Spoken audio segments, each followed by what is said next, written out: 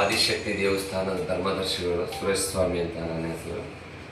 ಈಗ 28 ವರ್ಷಗಳ ಕಾಲದ ಹಿಂದೆ ನಮಗೆ ದೇವಿ ಪ್ರಾರಂಭದಲ್ಲಿ ಆಯ್ಕೆಯಾಗಿ ಬಂದಿದ್ದಾಳೆ.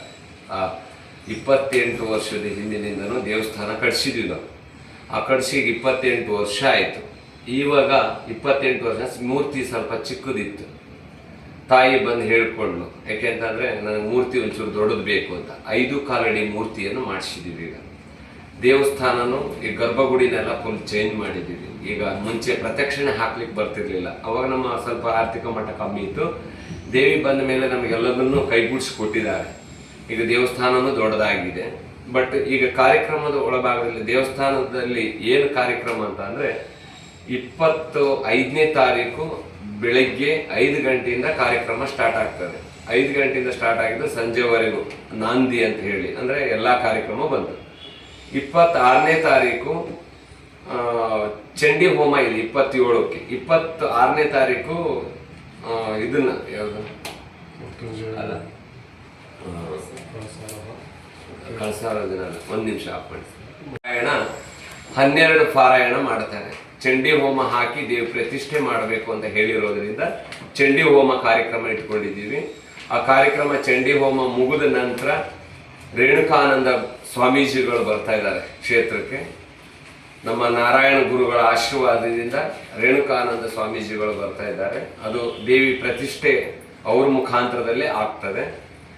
ಇದಕ್ಕೆ ಕಾರ್ಯಕ್ರಮಕ್ಕೆ ಹೆಚ್ಚಿನದಾಗಿ ಅತಿ ಭಕ್ತಾದಿಗಳು ಮೊದಲೇ ಹೇಳಬೇಕಿತ್ತು, ಪತ್ರಕರ್ತರ ಬಂದವರಿಗೆ ಅವರು ಕೂಡ ನಮಗೆ ಸಹಕಾರವನ್ನು ಕೊಡಬೇಕು. ಈಗ ಮುಂದೆ ಕಾರ್ಯಕ್ರಮ ಮಾಡೋ ತನು ಮನ ಧನ ಸಹಕಾರದೊಂದಿಗೆ ಆ ದೇವಿಯ ಕೃಪೆಗೆ ಪಾತ್ರ ಆಗಬೇಕು. ಅತಿ ಹೆಚ್ಚಿನ ಸಂಖ್ಯೆಯಲ್ಲಿ ಭಕ್ತಾದಿಗಳು ಸೇರಬೇಕು. ಒಂದು 5,000 ಜನ ಸೇರುವ ಸಾಧ್ಯತೆ ಇದೆ. ನಮ್ಮ ದೇವಸ್ಥಾನದ ಭಕ್ತರಿರೋದು ಟೋಟಲ್ 35 ಲಕ್ಷ ಜನ ಭಕ್ತಾದಿಗಳಿದ್ದಾರೆ. 12 ವರ್ಷ 15 ವರ್ಷ ಮಕ್ಕಳಾಗ್ನಿಲ್ದವರಿಗೆ ಆ ತಾಯಿ ಆಶೀರ್ವಾದದಿಂದ ಮಕ್ಕಳಾಗಿದ್ದಾವೆ. ಕಣ್ಣಿಲ್ದೆ ಕುರುಡ್ರಿಗೆ ಇವತ್ತು ಕಣ್ಣು ಬಂದಿದೆ. ಸೊಂಟದ ಕೆಳಗೆ ನಡಿಲಿಕ್ಕೆ ಬರ್ನಿಲ್ದವರಿಗೆ ಇವತ್ತು ಹಾಸ್ಪಿಟ್ಲಲ್ಲಿ ಆಗ್ನಿಲ್ ಕೆಲಸ ತಾಯಿಯಲ್ಲಿ ಆಗಿದೆ. ಸಾಕಷ್ಟು ಭಕ್ತಾದಿಗಳಿಗೆ ಒಳ್ಳೇದಾಗಿದೆ. ಅಲ್ಲಿಂದ ನಡ್ಕೊಳ್ತಾನೆ ಇದ್ದಾರೆ ಅವರೆಲ್ಲರೂ ಕೂಡ. ಈಗ ಮುಂದೆ ಏನು ಈ ಪತ್ರಿಕೆ ಯಾಕೆ ಮಾಡಬೇಕು ಅಂತ ಅಂದರೆ, ಎಲ್ಲ ಮನೆಗೆ ಹೋಗಿ ನಮಗೆ ಕರೀಲಿಕ್ಕೆ ಆಗೋದಿಲ್ಲ. ಭಕ್ತಾದಿಗಳು ಯೂಟ್ಯೂಬ್ ಚಾನಲ್ ಆಗಿರ್ಬೋದು, ಪೇಪರ್ನಲ್ಲಿ ಆಗಿರ್ಬೋದು, ಪ್ರತಿಯೊಂದು ನೋಡಿ ಬರಲಿ ನಮ್ಮ ಭಕ್ತಾದಿಗಳು ಅಂತ ಹೇಳಿ ನಾವು ಇವತ್ತು ಈ ಕಾರ್ಯಕ್ರಮಕ್ಕೆ 25, 26ನೇ ತಾರೀಕು 27ಕ್ಕೆ ಅತಿ ಹೆಚ್ಚಿನ ಸಂಖ್ಯೆಯಲ್ಲಿ ನಮ್ಮ ರೈತ ಸಂಘ ಹೋರಾಟಗಾರರಿರ್ಬೋದು, ವಿವಿಧಗಳ ಸಂಘಟನೆಗಳ ಹೋರಾಟಗಾರರಾಗಿರ್ಬೋದು, ನಮ್ಮ DSS ಸಂಘಟನೆಗಳಾಗಿರ್ಬೋದು, ಪ್ರತಿಯೊಂದು ಪತ್ರಕರ್ತ ಸಂಘಟನೆ ಆಗಿರ್ಬೋದು, ಅವರೆಲ್ಲರೂ ಕೂಡ ನಮಗೆ ಸಹಕಾರವನ್ನು ಕೊಟ್ಟು ನಮ್ಮ ಪೊಲೀಸ್ ಸಿಬ್ಬಂದಿಗಳು ಸಹಕಾರವನ್ನು ಕೊಟ್ಟು ಈ ಕಾರ್ಯಕ್ರಮಕ್ಕೆ ಯಶಸ್ವಿಯನ್ನು ಗಳಿಸಿಕೊಡ್ಬೇಕಂತ ಹೇಳಿ ಅವರಿಗೆ ನನ್ನ ಹೃತ್ಪೂರ್ವಕವಾದ ಸ್ವಾಗತವನ್ನು ನೀಡ್ತಾ ಇದ್ದೇನೆ. ಮೊದಲನೇ ದಿವಸ ಶನಿಪ್ರಭ ಅರ್ಥ ರಾಜವಿಕ್ರಮ ಅಂತ ಹೇಳಿ ಹಾಡಿಕೆ ಇಟ್ಟಿದ್ದೇವೆ. 2ನೇ ದಿವಸ ಮಣಿಕಂಠನ ಮಹಿಮೆ. ಯಾಕೆಂದ್ರೆ ನಮಗೆ ದೇವಿ ಬಂದಿದ್ದೆ ಅಯ್ಯಪ್ಪ ಸ್ವಾಮಿ ಮಾಲೆಧಾರಿ ಆಗಿದ್ದಾಗ ಬಂದಿರೋದು. 28ನೇ ವರ್ಷ ನಂದು ಗುರುಸ್ವಾಮಿ ಅದರಲ್ಲಿ ಬಂದಿರೋದ್ರಿಂದ ಮಣಿಕಂಠ ಹುಟ್ಟಿರೋದು ಹೇಗೆ ಅನ್ನೋದು ಅದೊಂದು ಚರಿತ್ರೆ ಯಕ್ಷಗಾನ ಇಡ್ಸಿದೀವಿ. ಯಾವ ಮೇಳ ಅದು? ಅದು ಇದು ಎಲ್ಲ ವಿವಿಧ ಮೇಳದವರೆಲ್ಲರೂ ಬರ್ತಾರೆ. ಆಯ್ದ ಕಲಾವಿದರು.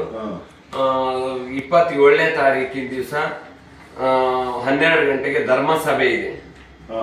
ಧರ್ಮಸಭೆಯಲ್ಲಿ ಮಧು ಬಂಗಾರಪ್ಪನವರು ಬರ್ತೀವಿ ಅಂತ ಆಸೂಚನೆ ಕೊಟ್ಟಿದ್ದಾರೆ. ಮತ್ತೆ ನಮ್ಮ ಬೇಳೂರು ಗೋಪಾಲಕೃಷ್ಣ ಅವರು MLA ಸಾಹೇಬರು ಅವರು ಕೂಡ ಬರ್ತೀನಿ ಅಂತ ಹೇಳಿದ್ದಾರೆ. ಮತ್ತೆ ಸ್ವಾಮೀಜಿಗಳು ಬರ್ತೀನಿ ಅಂತ ಹೇಳಿದ್ದಾರೆ. ರೇಣುಕಾನಂದ ಸ್ವಾಮೀಜಿಗಳು, ಇತರ ಒಂದು 3-4 ಸ್ವಾಮೀಜಿಗಳು ಇವತ್ತು ನಾನು ತಿಳಿಸ್ತೀನಿ ಅಂತ ಹೇಳಿದ್ದಾರೆ. ಅವರೆಲ್ಲರೂ ಬಂದು ಕೂಡ ನಮಗೆ ಆ ದೇವಸ್ಥಾನದ ಕಾರ್ಯಕ್ರಮ ಯಶಸ್ವಿಯನ್ನು ಗಳಿಸಿಕೊಡ್ಬೇಕು ಅಂತ ಹೇಳಿ ಕೇಳ್ಕೊಳ್ತಾ ಇದ್ದೇವೆ. ಆ ದಿವಸ ರಾತ್ರಿ 9 ಗಂಟೆಗೆ ಸಂಪೂರ್ಣ ದೇವಿ ಮಾತ್ಮೆ ಮೇಳ, ಹಾಲಾಡಿ ಮೇಳದವರು 27ಕ್ಕೆ ಸಂಪೂರ್ಣ ದೇವಿ ಮಾತ್ಮೆ ಯಕ್ಷಗಾನವನ್ನು ಇಟ್ಟಿದ್ದೀವಿ.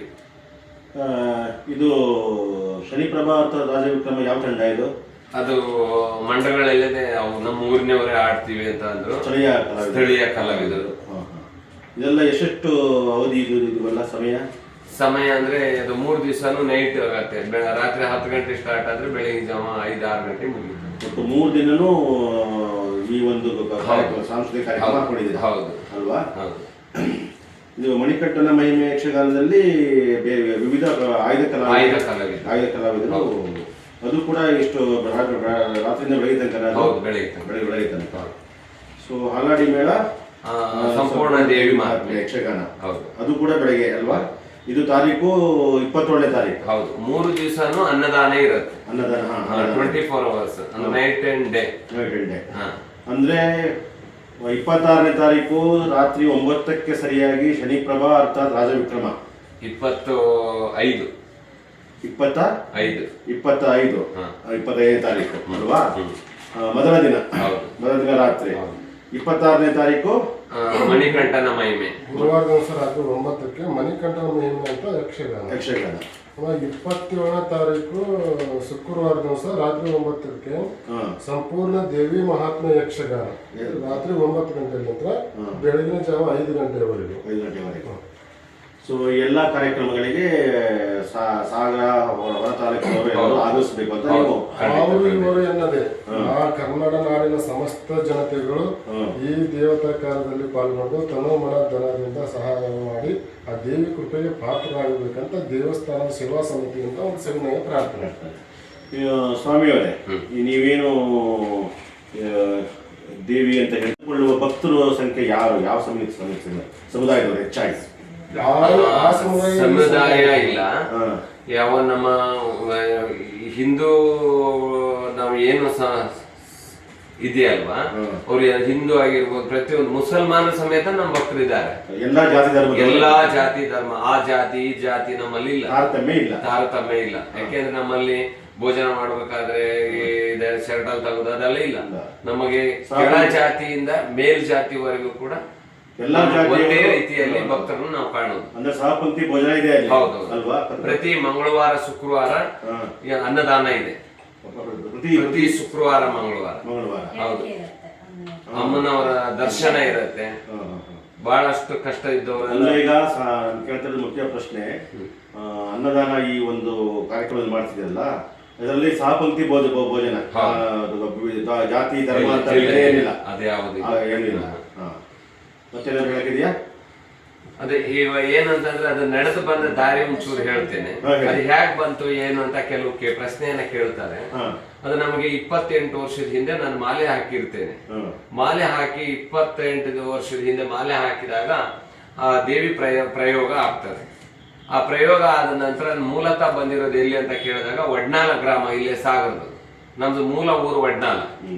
ಆ ವಡ್ನಾಲದಲ್ಲಿ ನೀವು ಬಸವನಹಳ್ಳಿ ಡ್ಯಾಮ್ ಕಟ್ಟಿರ್ತಾರೆ 1984ರಲ್ಲಿ.